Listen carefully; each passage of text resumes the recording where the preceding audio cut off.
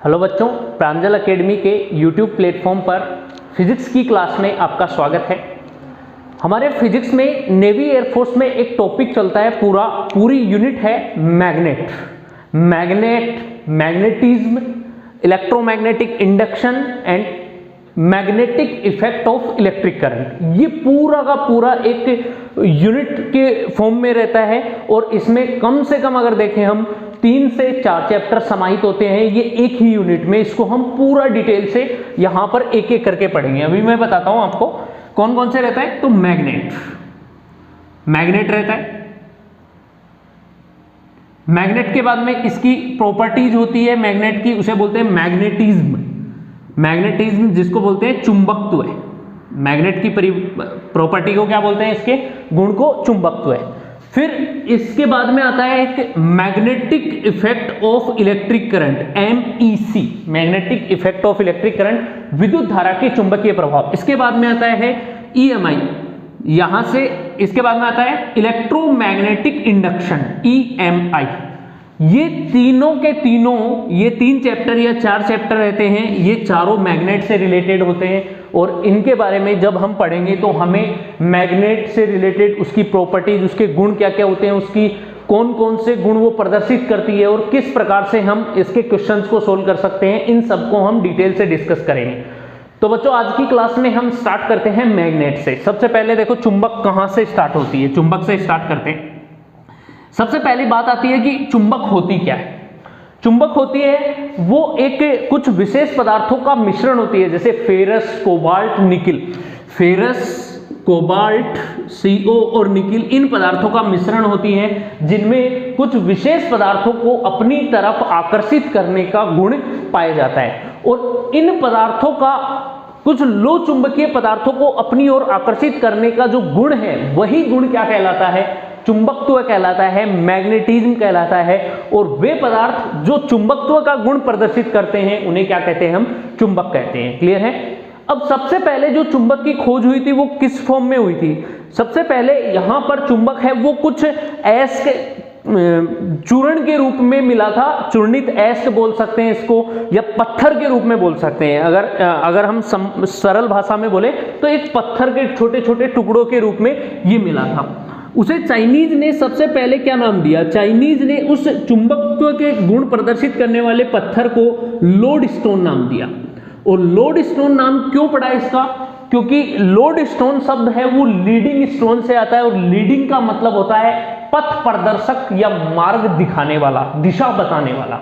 Leading stone यहां से मिलकर यहां से ये शब्द बना था और इसको क्या नाम दिया गया, लोड स्टोन। ये चाइनीज भाषा में बोला गया और बाद में इसको मैग्नेट के रूप में पहचाना गया।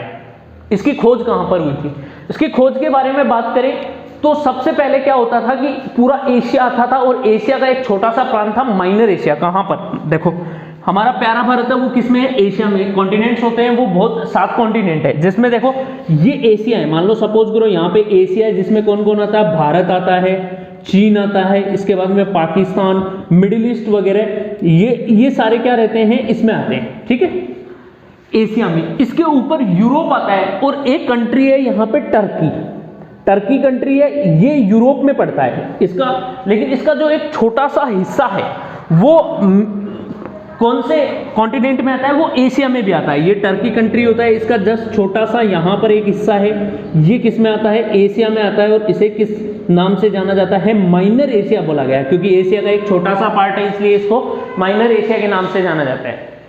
इसी टर्की के माइनर एशिया प्रांत में एक छोटा सा शहर है जिसका नाम है मेनिसा, और छोटा सा शहर मेनिसा है। इस मेनिसा शहर में ऐसे पदार्थों की खोज हुई जिसमें चुंबकत्व का गुण पाया जाता है, अर्थात कुछ विशेष पदार्थों को अपनी ओर आकर्षित करने का गुण है। इसलिए मेनिसा सिटी में होने के कारण इसका नाम है, नामकरण वहां से मैग्नेट पड़ा और मैग्नेट को हिंदी में चुंबक बोला जाता है। क्लियर है।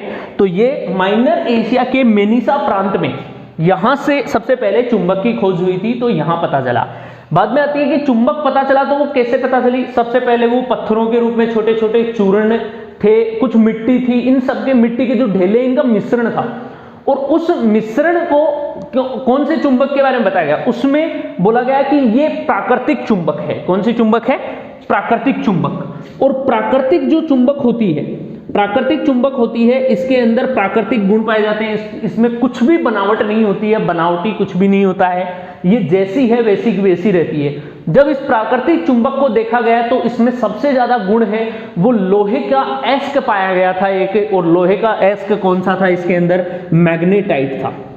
मैग्नेटाइट था। इसका फॉर्मूला क्या होता है? Fe3O4। ये यहाँ पे 3+ इसकी क्या रहती है? संयोजकता रहती है। ये मैग्नेटाइट था Fe3O4, इसे प्राकृतिक चुंबक माना गया। क्लियर है? फिर धीरे धीरे चुंबक के यूज और बढ़ने लगे, यूजेस बढ़ने लगे कि चुंबक है वो अपने डेली लाइफ में भी काम में आ सकती है, तो कुछ साइंटिफिक रीजन के लिए भी इसको काम में ले सकते हैं, मेडिकल रीजन में भी, ये मेडिकल में भी काम में आती है। तो इसके बहुत सारे उपयोग बढ़ गए जो हमें हमारी दैनिक जीवन की आवश्यकताओं की पूर्ति के लिए अत्यंत आवश्यक थे। इसलिए हम ऐसे चूने के ये चूर्णित एस्क जो चूर्ण बना हुआ है वो पत्थर वो तो लेके नहीं रख सकते हम, कुछ एक स्पेसिफिक ऐसा कोई बना ले, ऐसा शेप बना ले जिसको हम प्रॉपर तरीके से यूज कर सके, प्रॉपर तरीके से प्लेस कर सके, रख सकें, और उसके रख रखाव को भी संयोजित किया जा सके। तो इसके लिए बाद में बनाई गई कृत्रिम चुंबक, जिन्हें आर्टिफिशियल मैग्नेट भी कहते हैं। और ये जो कृत्रिम चुंबक होती है ये मानव द्वारा निर्मित होती है। तो मानव द्वारा निर्मित अपने ही किसी विशेष उद्देश्य की आवश्यकताओं की पूर्ति करने के लिए जो चुंबक बनाई जाती है उन्हें कृत्रिम चुंबक कहते हैं। और ये कृत्रिम चुंबक दो प्रकार से बना सकते हैं, हमारी मर्जी। हम ऐसी मैग्नेट बनाएं कि उसका चुंबकत्व का गुण कभी भी खत्म नहीं हो, वो परमानेंट हो गई एकदम से, कि एक बार बना दी तो बना दी। तो ऐसे चुंबक को कहते हैं स्थायी चुंबक। तो कृत्रिम चुंबक है वो दो प्रकार की होती है, एक होती है स्थायी चुंबक जिसको परमानेंट मैग्नेट भी बोलते हैं। क्या बोलते हैं? Permanent magnet. इसके बाद में दूसरी आती है, वो कौन सी होती है? अस्थायी चुंबक। तो ऐसी चुंबक भी बनाई जा सकती है जिसके चुंबकत्व के गुण को हम कंट्रोल कर सकते हैं, नियंत्रित कर सकते हैं, या फिर चुंबकत्व के गुण को नष्ट भी किया जा सकता है। तो ऐसी जो चुंबक थी उसे नाम दिया गया अस्थायी चुंबक, टेम्पररी मैग्नेट। अस्थायी चुंबक है, इसको क्या बोलते हैं? Temporary magnet. ये थी दो प्रकार की चुंबक। अब जो स्थायी चुंबक थी वो कौन कौन सी चुंबक आती है? स्थायी चुंबक है कुछ ऐसे पदार्थों से बनी होती है जिनके अंदर चुंबकत्व का गुण नियंत्रित नहीं किया जा सकता, अर्थात हम बोल सकते हैं अनकंट्रोलेबल, और जिसको कंट्रोल भी नहीं कर सकते और नष्ट करना भी काफी मुश्किल होता है, लंबे समय तक बनी रहती है। तो ये जो स्थायी चुंबक है, स्थायी चुंबक ये किसकी बनी होती है? ये स्थायी चुंबक है वो स्टील की बनी होती है, कठोर लोहे की बनी होती है, कठोर लोहा, स्टील। फिर इसके बाद में फेरस, कोबाल्ट,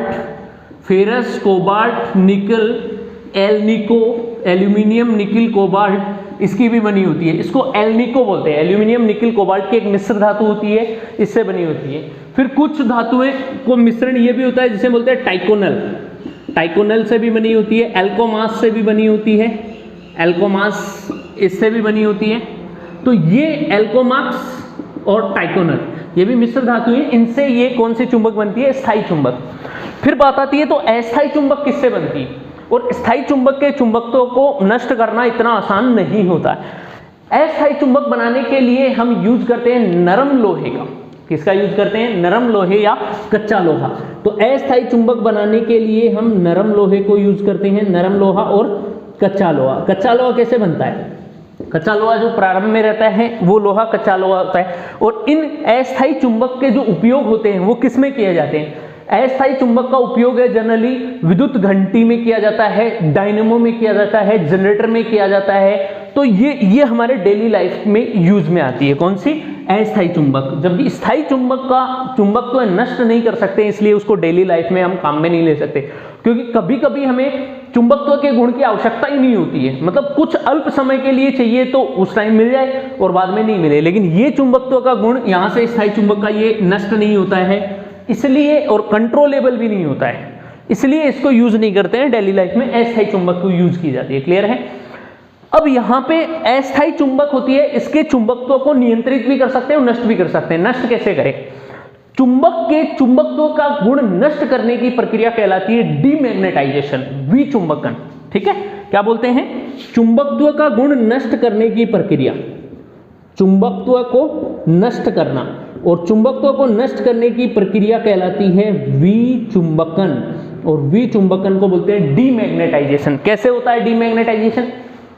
किसी भी चुंबक को लंबे समय अंतराल तक या लंबे समय तक किसी गड्ढे में दबाकर रख दो, या फिर इसको गर्म कर दो, या फिर किसी चुंबक को बार बार ठोकने, पीटने या फिर तोड़ देने से इसके चुंबकत्व का गुण कुछ न कुछ कम होता है, और काफी लंबे समय तक अगर गर्म करते जाएंगे तो चुंबक है वो धीरे धीरे अपने चुंबकत्व के गुण को नष्ट कर देगी, और इस प्रक्रिया को हम क्या बोलते हैं? डीमैग्नेटाइजेशन, विचुंबकन बोलते हैं। क्लियर है? अब हम बात करते हैं इस मैग्नेट की प्रॉपर्टीज क्या क्या होती है, कौन कौन से गुण प्रदर्शित करती है, किस प्रकार से हम इसको यूज में ले सकते हैं, उस पर बात करते हैं। चुंबक के गुणों की बात करें तो चुंबक के गुणों के लिए हम प्राकृतिक चुंबक को नहीं देख सकते कि प्राकृतिक चुंबक और कृत्रिम चुंबक दो चुंबक होती है, तो प्राकृतिक चुंबक कोई भी गुण प्रदर्शित करे वो उस पर नहीं हो सकता। हमेशा जो गुण प्रदर्शित होते हैं वो मैनमेड चुंबक से होते हैं, कृत्रिम चुंबक से होते हैं। तो कृत्रिम चुंबक के एग्जाम्पल कौन कौन से, उस पर बात करते हैं। सबसे पहले देखो कृत्रिम चुंबक में कौन कौन से आती है। कृत्रिम चुंबक होती है, इसमें आती है, एक आती है बार मैग्नेट। बार मैग्नेट एक बार की तरह बनती है, जिसमें किस प्रकार से होता है, इसको अगर हिंदी में बात करूं तो इसको बोलते हैं छड़ चुंबक। ठीक है, छड़ चुंबक कैसी होती है? इस प्रकार से, जैसे एक आयताकार बॉक्स की तरह होती है, इस प्रकार से ये छड़ चुंबक बनाई जाती है, जो कि जिसको हम आसानी से पकड़ सकते हैं। ये एक, जैसे मैं बोलूं नहाने वाली साबुन होती है ना, वाइल्ड स्टोन, उसकी तरह एकदम से पूरा का पूरा ऐसे चौकोर चार आयत की तरह रहता है, एकदम घनाभागार टाइप में, या घन भी हो सकता है। ठीक है, छड़ चुंबक। इसके बाद में आते हैं रिंग मैग्नेट। रिंग भी बन सकती है, रिंग मतलब वले इस प्रकार से बन जाए, ये अंदर से खोखली रहती है और इस प्रकार से रिंग बन जाए। U shape magnet, U shape magnet जो घोड़े की नाल होती है उसको इस टाइप में भी यू शेप मैग्नेट बनाई जा सकती है, इस प्रकार से। इसके बाद में एक आती है चुंबकीय सुई, मैग्नेटिक नीडल। चुंबकीय सुई ये बहुत इंपॉर्टेंट होती है क्योंकि सबसे ज्यादा रोल इसी का होता है। चुंबकीय सुई बनती है वो इस प्रकार से बनती है, जो कि हमारे जो नेवल ऑफिसर हैं नेवी में, या फिर कोई भी सेलिंग ऑफिसर होता है जो सेलिंग करता है, बोट होती है, उनसे समुद्र में जाता है, तो जो दिशा का डायरेक्शन का पता लगाते हैं वो इसी चुंबकीय सुई के थ्रू पता लगाते हैं। एक होता है इसमें नॉर्थ पोल, दूसरा होता है साउथ पोल। अब ध्यान देना, जब भी ये कृत्रिम चुंबक बनाई जाती है तो यहां पे देखा गया कि एक प्रत्येक चुंबक के पास में दो ध्रुव होते हैं। एक होता है उत्तरी ध्रुव नॉर्थ पोल और दूसरा होता है साउथ पोल दक्षिण ध्रुव। तो एक ध्रुव होगा उत्तरी ध्रुव N और दूसरा ध्रुव होता है दक्षिण ध्रुव S। ये क्लियर है, दो ध्रुव बन जाते हैं और दोनों ध्रुव को मिलाने वाली जो रेखा होती है ये रेखा क्या कहलाती है? इसे बोलते हैं हम चुंबकीय अक्ष, मैग्नेटिक एक्सिस ये भी बोलते हैं, चुंबकीय अक्ष। चुंबक के दोनों ध्रुवों को मिलाने वाली रेखा चुंबकीय अक्ष कहलाती है। नॉर्थ पोल को बोलते हैं उत्तरी ध्रुव, साउथ पोल को बोलते हैं दक्षिण ध्रुव। ये होती है बार मैग्नेट। अब इस बार मैग्नेट से रिलेटेड हम गुण देखते हैं कि इसमें कौन कौन से गुण पाए जाते हैं। तो सबसे पहला गुण होता है कि ये लोह चुंबकीय पदार्थों को अपनी तरफ आकर्षित करती है। किसकी? लोह चुंबकीय पदार्थ, वे पदार्थ जिनमें लोह चुंबकीयता के गुण पाए जाते हैं। लोह चुंबकीय पदार्थ में कौन कौन से आते हैं? फेरस, कोबाल्ट, निकिल, ये ऐसे पदार्थ आते हैं जो जिनमें बहुत ज्यादा आकर्षण का गुण पाया जाता है, तो इनको आकर्षित करती है। क्लियर है। फिर दूसरा दिशा निर्देशन का गुण। दिशा निर्देशन का गुण क्या होता है कि जब भी हम इस कृत्रिम चुंबक को, इस बार मैग्नेट को अगर स्वतंत्रता पूर्वक लटकाते हैं तो इसका उत्तरी ध्रुव भौगोलिक उत्तर की तरफ, मतलब जो हमारा पृथ्वी है इस पृथ्वी का उत्तर किधर होता है, साउथ पोल और नॉर्थ पोल दो देखते हैं ना, उत्तर और दक्षिण दिशा बताते हैं। तो जब भी हम इस बार मैग्नेट को स्वतंत्रता पूर्वक यहां से धागे से बांधकर इसको लटकाकर ऐसे छोड़ते हैं घुमाकर, तो इसका जो उत्तर है वो भौगोलिक उत्तर पृथ्वी के उत्तर की तरफ, और चुंबक का जो दक्षिण है वो भौगोलिक दक्षिण की तरफ ठहरता है। अर्थात हम यहां से पता लगा सकते हैं कि ये डायरेक्शन नॉर्थ है कि साउथ है। तो दिशा निर्देशित की जा सकती है, जो कि सेलिंग ये चुंबकीय सुई के द्वारा होती है, और ये कंपास में ज्यादातर यूज होती है। कंपास में जो सेलिंग ऑफिसर नेवल जो INS वगैरह होते हैं, इसमें दिशा का पता लगाने के लिए काम में लेते हैं। ठीक है, दिशा निर्देशन के हमेशा कौन से एक्स पे बताया जाता है? जैसे ये वाली जो एक्स होती है नॉर्थ से साउथ, नॉर्थ और साउथ की तरफ ठहरेगा। अब नॉर्थ और साउथ में जो एंगल बताया जाता है वो ऐसे बताया जाता है कि नॉर्थ से हम नॉर्थ से 10 डिग्री ईस्ट की तरफ चल रहे हैं, क्योंकि ये डायरेक्शन ईस्ट होगी, ये वेस्ट होगी, यहाँ पर कोई भी थीटा एंगल है। अगर मान लो बोट है वो इधर चल रही है, तो साउथ से डायरेक्शन बताई जाएगी कि साउथ से 5 डिग्री वेस्ट की तरफ हम जा रहे हैं। तो कैसे डायरेक्शन कैसे बतानी है, जैसे नॉर्थ की तरफ जा रहे हैं, नॉर्थ ही है तो नॉर्थ से डायरेक्शन देनी है, तो नॉर्थ से ईस्ट की तरफ दे सकते हैं और नॉर्थ से वेस्ट की तरफ दे सकते हैं। साउथ में डायरेक्शन बतानी है तो साउथ से ईस्ट की तरफ दे सकते हैं और साउथ से वेस्ट की तरफ दे सकते हैं। तो हमेशा डायरेक्शन नॉर्थ साउथ वाली लाइन के रेस्पेक्ट में बताई जाती है कि इससे नॉर्थ साउथ से कितने डिग्री का एंगल बनाते हुए ईस्ट वेस्ट की तरफ जा रहा है। तो ये इस प्रकार से दिशा निर्देशन का गुण प्रदर्शित करती है। फिर बात आती है कि ये जो बार मैग्नेट होती है, चुंबक होती है, इस चुंबक को यदि दो भागों में तोड़ा जाए तो इसके दो अलग अलग ध्रुव बन जाते हैं। अर्थात हम ये कह सकते हैं कि चुंबक होती है उसमें दो ध्रुव होते हैं, एक नॉर्थ पोल होता है, एक साउथ पोल होता है। कभी भी अकेले ध्रुव का अस्तित्व नहीं होगा। जैसे इस चुंबक को बीच में से तोड़ेंगे तो इस चुंबक को तोड़ने पर पुनः दो चुंबक बन जाएगी। यहाँ से ये चुंबक होगी इधर और एक चुंबक ही होगी। जैसे ये नॉर्थ था इधर वाला, बीच में से ब्रेक किया, ये साउथ बन गया, और फिर ये इधर वाला तो साउथ था, ब्रेक करते ही ये नॉर्थ बन गया। तो इसका मतलब दो चुंबक बन गई और दोनों चुंबक में भी फिर से पुनः नॉर्थ और साउथ कितने ध्रुव बन जाते हैं, दो ध्रुव बन जाते हैं। अर्थात हम ये कह सकते हैं कि किसी भी छड़ चुंबक या बार मैग्नेट में एकल ध्रुव का अस्तित्व कभी भी नहीं होता है। हमेशा कितने ध्रुव की उपस्थिति होती है, दो ध्रुव बन जाते हैं। और दो ध्रुव बन जाते हैं तो इसलिए दो ध्रुव होने के कारण इसे द्विध्रुव की तरह माना जाता है। इलेक्ट्रिक डाइपोल पढ़ते हैं हम, विद्युत द्विध्रुव है, जिसमें एक दो आवेश होते हैं जो समान परिमाण के होते हैं परंतु इनकी प्रकृति क्या होती है, विपरीत। वैसे ही सेम ये दो ध्रुव बन गए जिनका परिमाण तो सेम होता है लेकिन इनकी प्रकृति विपरीत होती है। एक दक्षिण ध्रुव है और एक उत्तरी ध्रुव है, ठीक है। अब इन दोनों ध्रुवों की प्रकृति और परिमाण कैसे पता लगाया जाए, तो इनकी प्रकृति और परिमाण पता लगाने के लिए इनके ध्रुवों की स्ट्रेंथ मापी गई।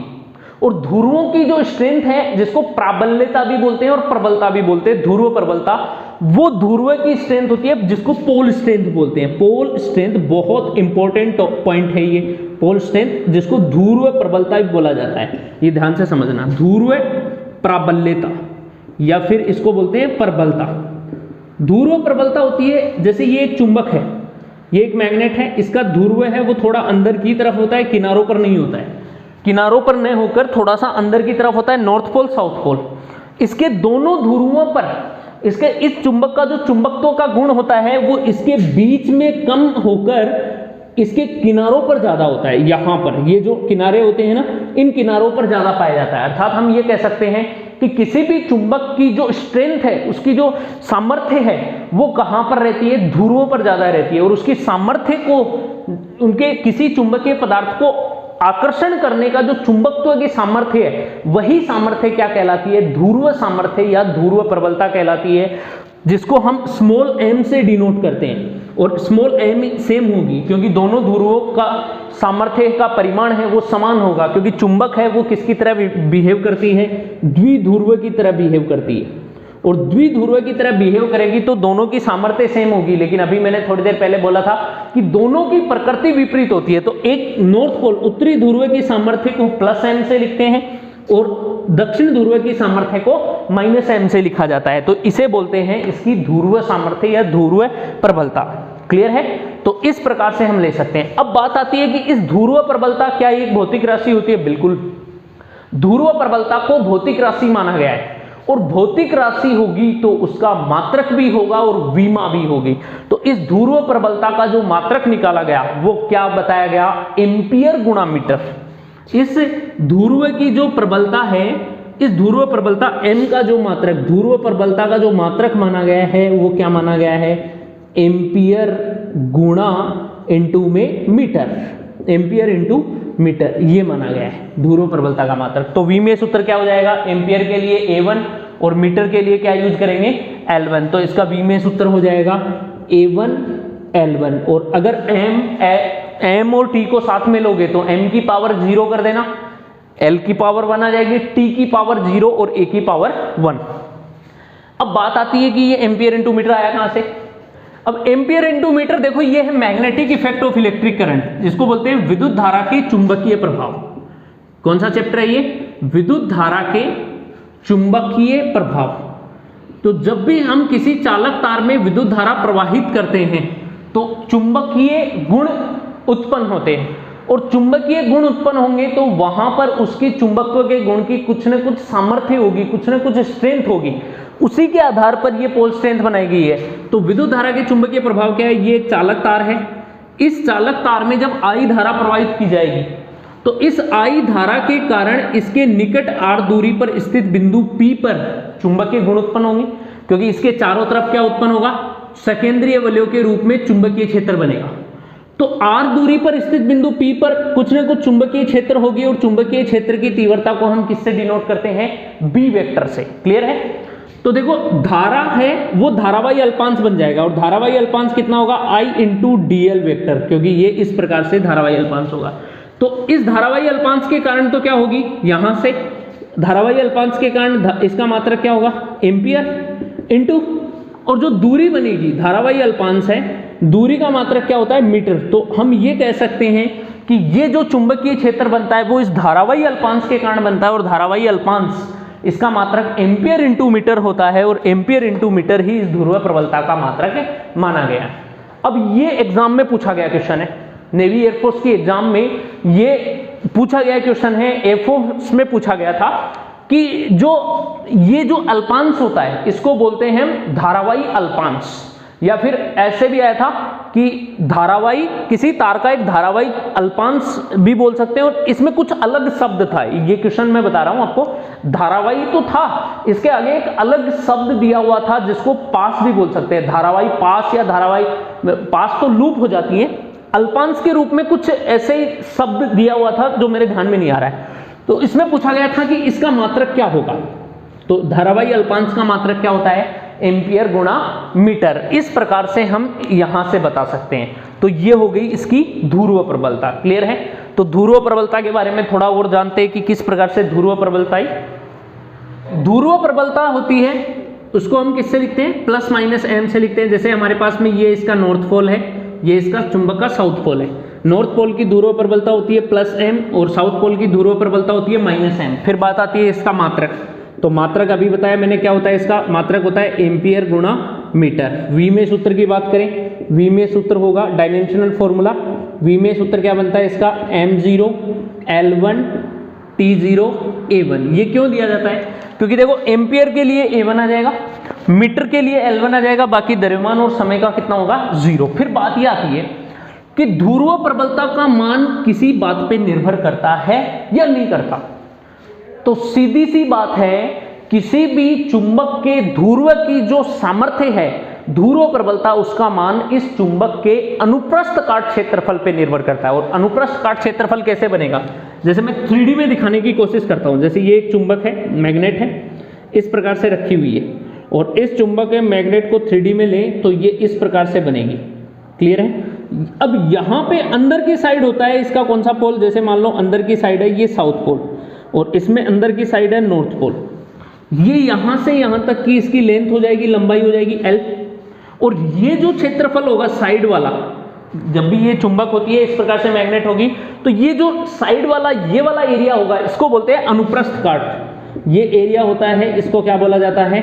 अनुप्रस्थ काट क्षेत्रफल। तो हम ये कह सकते हैं कि कोई भी चुंबक है उसकी जो ध्रुव प्रबलता है प्लस एम माइनस एम, वो उसके अनुप्रस्थ काट क्षेत्रफल पर निर्भर करती है, अनुप्रस्थ काट क्षेत्रफल पर निर्भर करती है। एक बात, पहला पॉइंट तो ये बन के आता है यहां से। दूसरा पॉइंट ये आता है कि जो ध्रुव प्रबलता है, किसी भी चुंबक की जो स्ट्रेंथ होगी वो कितनी ज्यादा होगी कितनी कम होगी, ये इस बात पे निर्भर करती है कि उसके पदार्थ की प्रकृति क्या है, कि वो चुंबक कौन से पदार्थ से बना हुआ है। तो दूसरा हम बोल सकते हैं किस पे निर्भर करेगा? पदार्थ की प्रकृति पर। क्योंकि अगर पदार्थ की प्रकृति सही नहीं होगी, या थोड़ी सी पदार्थ है वो कमजोर प्रवृत्ति का होगा, तो उसकी पोल स्ट्रेंथ अच्छी नहीं आएगी। तो इसका मतलब ये इन दो बातों पे निर्भर करती है। फिर बात आती है, तो चुंबक के पास में लंबाई भी होती है, तो लंबाई चाहे चुंबक की आप कितनी भी ले लो कोई फर्क नहीं पड़ेगा। इसका मतलब साफ साफ है कि चुंबक की ध्रुव प्रबलता है, ध्रुव प्रबलता वो लंबाई पर निर्भर नहीं करती। ध्रुव प्रबलता लेंथ, लंबाई पर बिल्कुल भी निर्भर नहीं करती है। ये इन्हीं दो बातों पर निर्भर करती है। अब यहां पे क्वेश्चन आता है कि एक चुंबक को यदि उसके लंबाई के लंबवत या लंबाई के अनुदिश तोड़ दिया जाए, लंबाई के लंबवत तोड़ दे, तो क्या इसकी ध्रुव प्रबलता बदलेगी? जैसे इस चुंबक को ऐसे काट दिया जाए, ऐसे तोड़ दे, तो ये दो भागों में बढ़ जाएगी, एक चुंबक इधर हो जाएगी और एक चुंबक इधर हो जाएगी, दो भागों में विभाजित कर दिया, यहाँ पे north pole south pole, north pole south pole बन गए।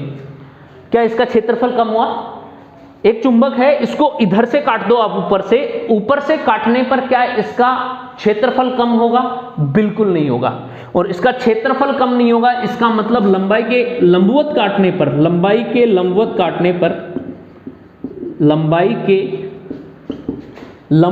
कट करने पर m नहीं बदलेगा, m है वो बिल्कुल भी नहीं बदलेगा, चेंज नहीं होगा।